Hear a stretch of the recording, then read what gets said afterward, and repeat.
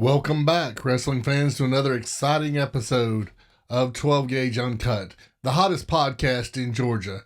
I'm your host, the 12 Gauge Rocky Shaw, and today we're diving deep into the world of WWE, Georgia Pro Wrestling, covering all the action and all the drama from the past 2 weeks. Grab a cold one, let's settle down, because this is going to be a wild ride. Make sure your 12 gauge is loaded. So, guys, the last few weeks is kind of been up and down for me personally, but man, wrestling has kind of exploded. There's been a lot coming down the pike right now. If you look at WWE, the transition that since it's been bought out by, I guess, what are we saying, the UFC and so forth, they have finally given creative control exclusively to Triple H, which I'm honestly quite excited for. It's good to see that Hunter will have the reins as far as creativity goes.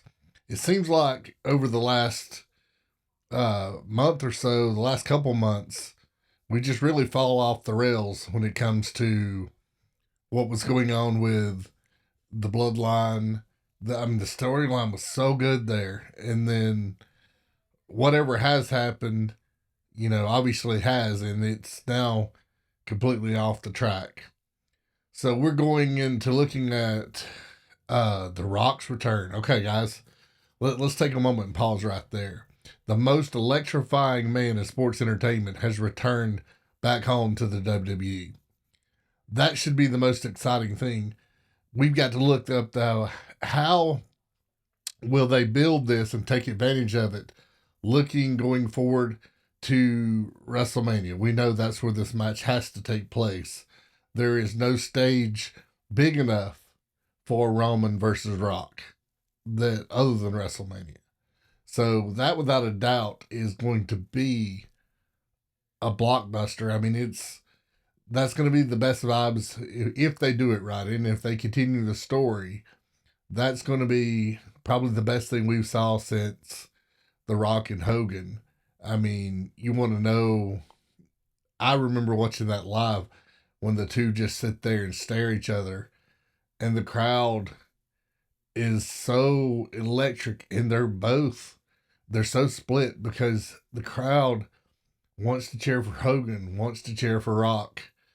And yet, I mean, it's an emotional moment. It's like everybody was just holding their breath for those two to actually collide. So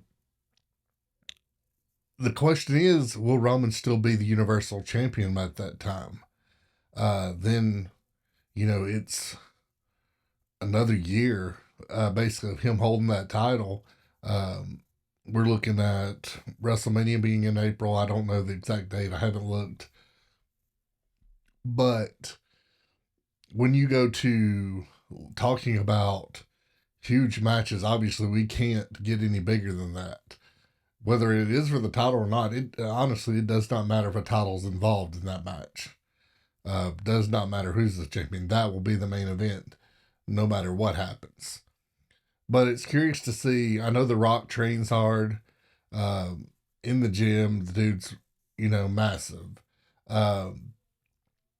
But ring shape, is The Rock getting back in the ring? Is he working, so that he can build up a match? I know that, him and Cena was, I mean, when he was out for a while, it was not a perfect match. It was a good match for what was there. But you could tell, obviously, the ring rust was there for him. And Rock doesn't. He's one of those people that just seems to always have it. You've got, I mean, I hate to even bring it up on my podcast, but the women's division, I was enjoying Rhea Ripley. I mean, come on, everybody loves mommy, right? I mean, and Dirty Dom, I mean, I am not a big fan of his talent-wise, but that doesn't matter. He is the top working heel in the business right now as far as WWE goes, especially on the WWE side.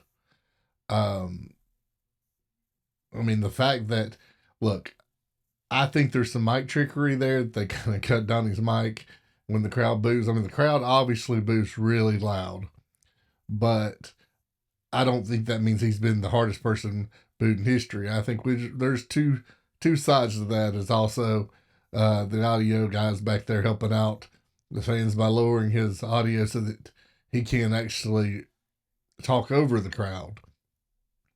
So we got that going for him. But I mean, it's all in the spirit of fun and a great show. Dom is, really coming to that.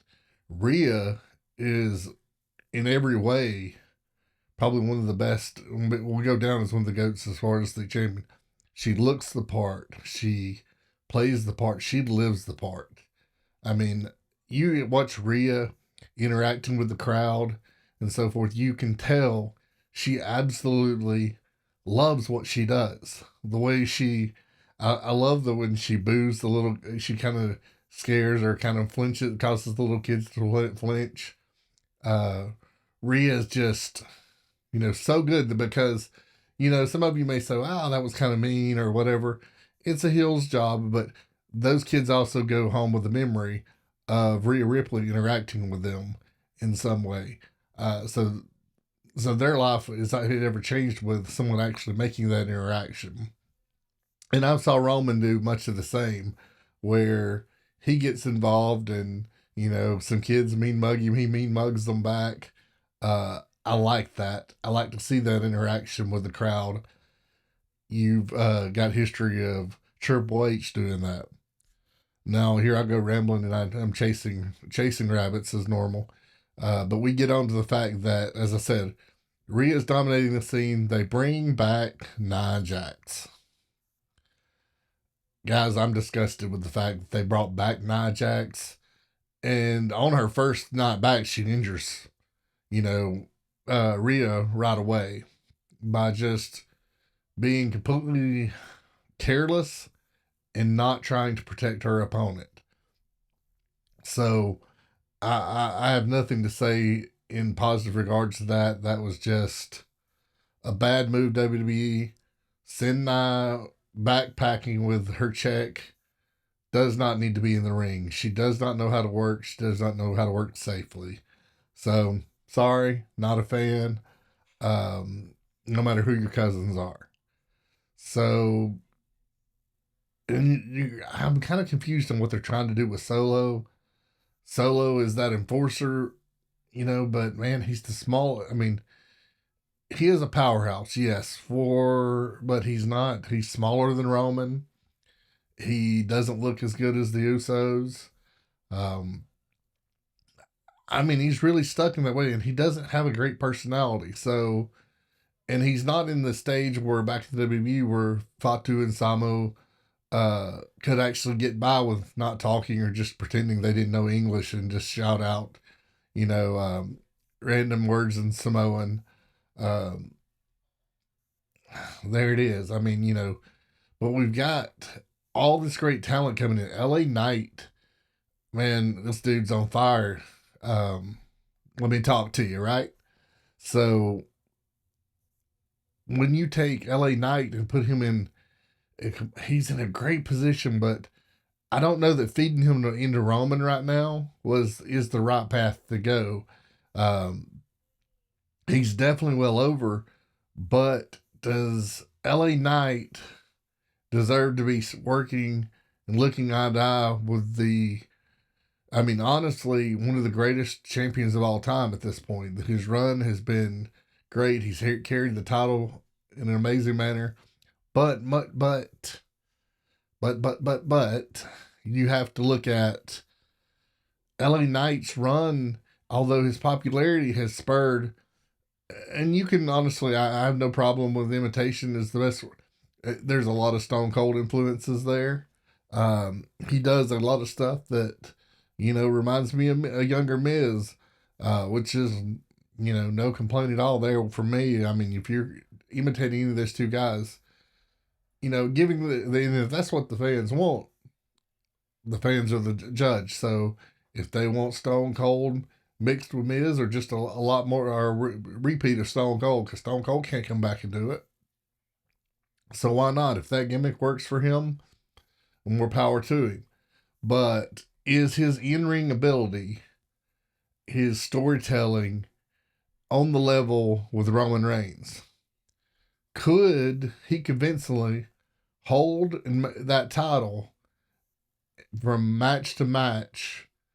I mean, and obviously big level matches uh, with main stars, and you believe that he's going to hold on to that title every week? Is he that unbeatable? Or does he have the heart to survive those beatdowns to make you want to root for him and still pull out the win each and every week? That I don't know. I don't know that LA Knight has those legs on him right now. So I'm going to take a moment and spiral around to Gunther's reign as Intercontinental title. I mean, this guy, all the credit in the world for Gunther right now. And I still preferred Walter.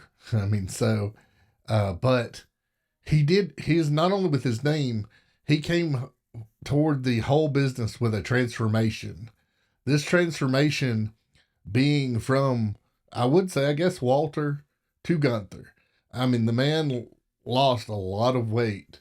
He positioned himself to be a main event caliber star. I mean, the dude hits hard. And I don't care who you are. You want to be chopped by Gunther. His chops would undoubtedly hurt far worse than a body slam ever would. The man, I mean, I'm going to say it. He hits like a 12 gauge. So those chops are unrelenting. And at the end of the day, and he can work a match with anyone. A gas tank, man, this man doesn't even breathe heavy after 30 to 45 minutes in the ring. And he's a big guy. He's a really big guy. And he moves fast. And I think Brock has really kind of positioned himself where he's on his way out. But, man, Brock Lesnar versus Gunther, give me that match. I'd pay to see that match. But I want a reason to watch that match. I want story. I want a feud. I want a rivalry. I want to know why these two want to face one another. And then I want it to be personal if it's possible. I want these two guys to go. I mean, you don't need it with guys this size, but what if we could tell a story for some reason that we could put those guys in a cage? I mean, I don't even know if the cage could hold the two monsters like that. That is what I'm hoping Hunter brings into play. He's got so much great talent in NXT. Braun Breaker, Mello. I mean, come on, Carmelo Hayes. Dude, put him. I mean, I don't want to say put him in the main roster, because every time they put someone in the main roster from NXT, 98% of the time they drop the ball promoting that individual.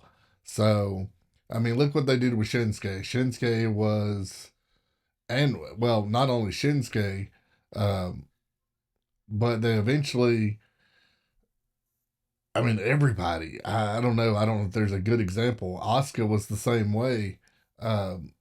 She was unbeatable and they couldn't rip the title off of her. And then they put her in the main roster and she doesn't do that exact same thing that she was known for, and being unbeatable. She wasn't even the monster and with the aggressor that she was in NXT, because you knew when you were in a match with Asuka, she was going to take your head off with those kicks, and those submissions were going to come hard, fast, and aggressive. So you're not seeing any of that from her now on the main roster. You just, I mean, I love the fact that she adopted the gimmick for Muda and that she does do the mouth spray. Fantastic. But I want the aggression levels that she had at one point in time back with her. So I guess moving on to that roster, Miz has done a great job of putting people over, and over the time, there's been so many great matches. I hate to see that they let go Dolph Ziggler. Dolph is a worker, man. He's worked and put so many people over. The thing about Dolph is he's so talented, but he's so comparable to Shawn Michaels. But Shawn's one of those people you don't really want to compare yourself against. He would probably, I would say, if possible, needs to figure out a way to bring back Dolph, recreate Dolph like, let's go to Chris Jericho. Chris Jericho has recreated Chris Jericho so many times, so many successful times, but Dolph really has never changed and become different per se. He's had a baby face and he's had his heel gimmick, and they've never really changed that much. So we need to see an evolution in far as Dolph's character goes. There's no reason Dolph will not be back in WWE again. I mean, he's too damn good. I mean, and I think he said that before as one of his gimmicks is, I am that damn good. And he is. Absolutely, he should say that. When you have people that, even in the indie scene, we see people mimic Jericho on a regular basis. Cough, cough. Chris Kamikaze. I'm calling you out for that one. Let's do a little spin, walk around. I mean, Y2J, you're already using the line salt, bro. So kind of dial back just a little bit there. So, but in that regard, congratulations on winning the title. Give Zach Riley a big pipe. Actually, I would think Saturday, at the next show, you should call Zach Riley down and congratulate him and thank him for making sure that you did secure that title Saturday. Because I don't know. I mean, Lamar was coming off as quite a beast. I thought I would see Mosley rise to the occasion, but Lamar was on a different level that night. I mean, when I saw him snatch Mosley off of the ladder midair and catch him and deliver a slam, I mean, come on. You guys got to give it for the lethal lariat Lamar Phillips. He did show up as a monster, and I mean, nothing else can be said about that night. The problem is he made the wrong enemy. He bullied, Zach Riley for just a little too long. And at the right time, in the right moment, I see him appear in the crowd. He jumps over the ring barrier and he actually looks me in the eye and says, "Don't stop me, Rocky." And buddy, I wasn't going to stop you. You deserve to get, what you deserve to get in this case. So I watched him get in the ring as Lamar was at the top of it and him push Lamar over. And as I, almost in slow-mo, watched Lamar in my memory go straight down and into that entranceway that we just had built. So thanks, Lamar. You ruined the entranceway that we had built for that show to give the fans a whole new entranceway because your big ass broke it when you went through it. And I saw Zach and had a moment. I don't know if all of you caught this or not. Zach, with a sparkle in his eye, looked up at that belt and stared at it just for a moment and smiled. And then he, as the crowd was just chanting because they loved what Zach had done, he leaves. And so, I mean, wow, man, it was a moment. So I tell you what, maybe next episode, tell me what y'all tell me about in the feedback and, kind of give me some feedback. I think I should get Zach Riley either dialed in and on audio with us here or straight in the podcast itself, whichever one I can do. I'll probably try to see if we can get it done. We'll get Zach Riley's comments and how he felt about what he did. I'm actually proud of him. So all I'm going to say is, there's a lot of people that's had some hands on Zach is coming up through his career. Chris Kamikaze has had him under there, Mike Golden School, and he's done a lot there, and I'm proud of him. He stuck it out to be that size and to work into this business. I saw Zach go through it all, and at Superstars when he actually got to be in the Rumble or the Battle Royal. Let me rephrase that, so I get corrected all the time for that.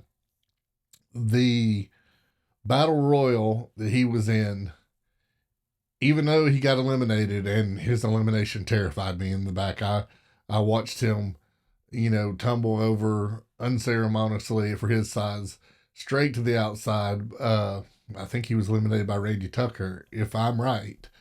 And then, but in the back, Zach was so excited and so happy to be in front of that crowd with you guys that he put his arms around me and just broke down into tears of happiness. And man, it was choking me up too, because when you hear someone like that has the passion and the dream to fulfill things, man, it just touches you. So God, guys, there's so much here to be said. And if we go to what else is we had the War Games match, and I think I've touched on that a little bit.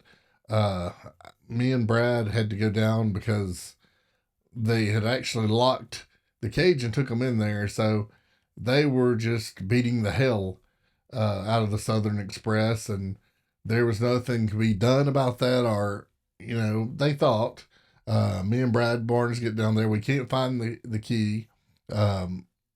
Me and Brad, lost his cool and actually ripped the door completely off that, I guess the cage door. So if y'all didn't think Brad had some power to him still, absolutely, that man has still got it going on when it comes to power. Now, I want to go into the fact that so many things happen. Then we go to the Toys for Tots, the Freedom Seekers. I think I spoke a little bit about that last week, but they did an amazing job. It was a great charity that we always give back with. But I don't know if we talked about the fact that I was out there talking with them. We had a great time, and here and lo becomes someone's always got to interrupt and whine and complain.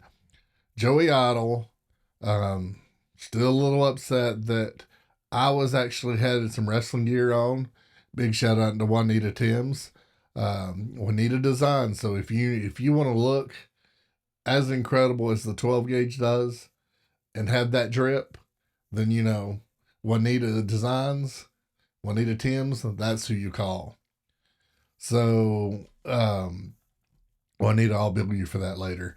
So we go into the big interruption, and first of all, it was brave on Joey's behalf because I'm out there with the Freedom Seekers. So no matter what I do to him, might result him getting chained and dragged down Shorter Avenue or Turner McCall for the rest of the afternoon. So so I did Joey a favor. Joey crossed the line. I've been told by Ricky many times now that as me being away from the ring, I'm not allowed to touch the other competitors unless the other competitors provoke and touch me first. Well, Joey made one mistake too many and put his hands and pushed me backwards by the face. And he disrespected me for probably the last time that Joey will ever disrespect me. And the 12 gauge still hasn't lost its power and put him to sleep. So that being said, never ever forget, guys, that my heart may need some recovery time, but that's the physical heart. Rocky Shaw has a spiritual heart, and it never gives up fighting. It will never give up fighting for you guys, or fighting for the ring, my fans and and those kids and my family. But that being said, I come from the school of talk shit, you get hit. You lay your hands on me, I'm also going to hurt you. Be careful what you ask for, because that 12 gauge was one thing. Then we got something coming up November here, on November 4th. We've got a memorial show for Joyce. And I am going to have invited, requested, demanded to have Wolfgang Timms, the House of Timms, come out and address the 12 gauge. Because I want to hear exactly what he's got to say. I've been told so many things here lately about when I say stuff online, and because I am the most dominant podcast and everybody comes to me, that the House of Timms wants to have a say in what's being said and who's being interviewed, because they call the shots. Well, most of my fans know me. I'm one rebel that doesn't accept orders, doesn't take orders, excuse me. And he's issued his orders for me to back down and keep my mouth shut. Well, sorry, just can't work with that. So I'm going to tell you right now, the 12 gauge will do what the 12 gauge wants to do and what my fans ask me to do. I will show up on November 4th and I'll call your well respected in the ring. Let me rephrase that. I will give you the respect of what you deserve. You coming back from a knee injury, I respect that. But you won't tell me what to do.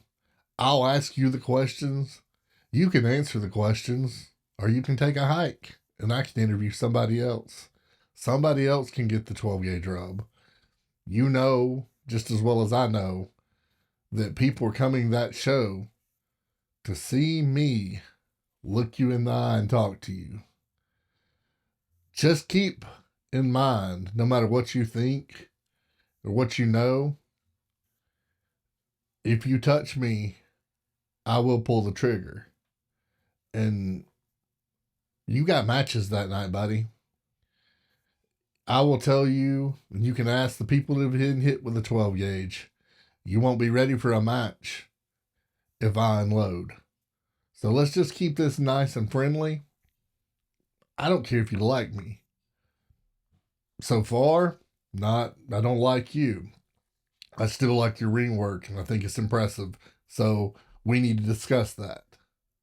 But let's get out in front of things right now. Don't try the 12 gauge. I'm not the one. So moving on past that, there's going to be some great talent that night. You need to be there. I mean, I wished I had the card, and I should have had it pulled in front of me. So you can look at my page afterwards. We will be sharing. I'll be sharing some more stuff there. Aubrey Gold is going to be in attendance there as well. So you got two Georgia wrestlers there. You've got Zach Mosley's going to be there. Skrilla the Great is going to be there. Man, he's going to kill me if I'm wrong. I think Chip Day is going to be there. Man, there's so many great wrestlers on the card that night that will be there.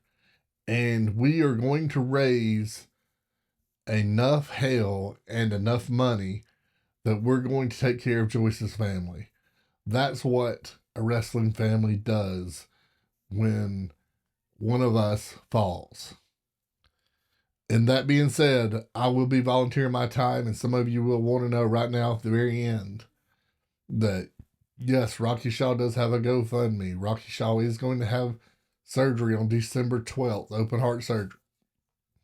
That has put us down to where right now income is really stressful. Between me and the family, we got two girls. One's getting ready to go to college. She's at her final year in high school. The other one is involved in so many activities right now, and I mean, honestly, I'm struggling to making sure she's in those, and we're covering the bills. The podcast is my way of actually still being able to do things physically. I have, due to doctor suggestions, and as far as my physical ability to perform a job, other than desk work, it's about all I'm qualified for, because a lot of things physically right now are giving me out, and they subject that heart muscle into failure. So my workout routines have had to change. They're light reps. I can't really do anything to strain. Um, it's been quite a difficult time for me as far as being able to have to pull back from the gym and not do as much as I once was.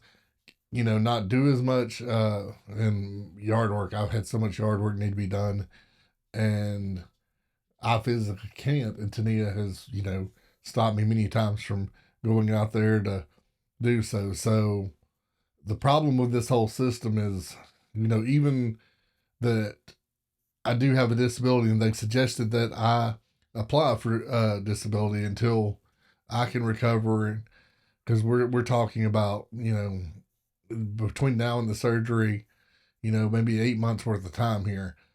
Well, we did file about, I guess it's been about 3 months ago now we filed, but there is a backlog in the system right now, and they're looking at 12 months before they even review my application and provide a check or anything. Not that it's a great amount, it's not, but it's enough to help pay bills, right? So you're sometimes grateful for what you can get. But we're looking at 12 months out, so we're stressed. How do you go 12 months with very little, no income? So we do have the GoFundMe. And I'm not used to asking for help. It's been hard for me to actually accept the thing. Those of you who have given, thank you so much. We will put links and continue to put links. You look at my page. We're not asking for handouts. If you're a business and you want us to market with you, I've got spots on here for advertising on the podcast. I'll give you shout outs. I'll run your commercial on this. We're on all major platforms. We have Apple Podcasts and Spotify being the top two. We're on Alexa Music. The video form of this is available on YouTube as well as Facebook. So I'm really needing more Facebook as far as YouTube engagement than I do Facebook when it comes to the podcast. So I'm moving a lot to posting the video version just on YouTube. So if you can subscribe to YouTube, I know that you don't realize how much that means and how effective that is. I've got 7,066 people on my Facebook, and I have 191 subscribers on my YouTube. So if you guys could just half of you, 1 or 2,000, would go over to that YouTube and hit subscribe, that would mean the world to me, and it shows that you're behind me and supporting me, and it opens up a world to me as far as advertisements go with Facebook, advertisements go with YouTube, Spotify, Apple, that enable me ways to earn. So allow me to earn my way. But if you can, I mean, it's great. Go GoFundMe, make a donation. If you have a request, send it to me. I'm willing to do things to entertain you. If you give a certain amount and hey, I want you to shave your head, baby, I will shave my head and I will air it live. We can do it on the podcast. I can have Tania do it right there on the podcast. We can go to Sheer Madness, do it in the barber's chair. We can do it in the middle of the ring. So you name it, I'm all game for it. So that being said, I probably rambled on a lot today, and man, I just want to tell you guys right now that I appreciate you. And my call to action for you today, though, is subscribe on the podcast if you listen on Apple, Spotify, either one. Please, please give me that one moment of your day and find me and hit subscribe. The same thing is you can find my link for YouTube. It's not hard to find, and I'm going to put that link up on my page as well. Take that moment and give me a follow and a subscription. All these things are free and mean a lot to me and can help me out a whole lot. If you can give me some feedback, you love the podcast, you love what we've been talking about, you got some suggestions, you got a guest, hit me up and tell me what it is. I listen to my fans. A lot of you already know that, and I'm here for you. So, thank you for all that you have given, and those that have already been giving to the podcast, that have been giving to, recruiting me, helping me to do your social marketing, or big shout out to Las Masas. Las Masas we've been working on their things. So go out, Taco Tuesdays, Las Masas and Rome, Georgia, baby. Get out there. If you hit the time right, I'm going to say around 6 or 7, you'll probably see Tania and Rocky there having some tacos and margaritas. I mean, while I still can. So go to Moe's Barbecue. Moe's Barbecue has, some of the best barbecue in Rome. Can't beat it. Tell Jeremy and Tyson the 12 gauge says hi. But absolutely go out and support them as well. There's so many great places right now to, around Rome to actually eat and participate with. Bratcher Law Firm, if you guys, and I know some of you guys need a good lawyer. Stuart and Luke can't be beat. They're super lawyers. So give them a shout out. Silver's Pest Control. Man, you got bugs. It's getting cold. The pests are coming in the house now instead of just staying outside. They want a cool place or a place warm. And this was winter coming. So make sure to call Kelly at Silver Pest Control. So again, for Rocky Shaw and the 12 Gauge Nation, till next time, beware the 12 gauge.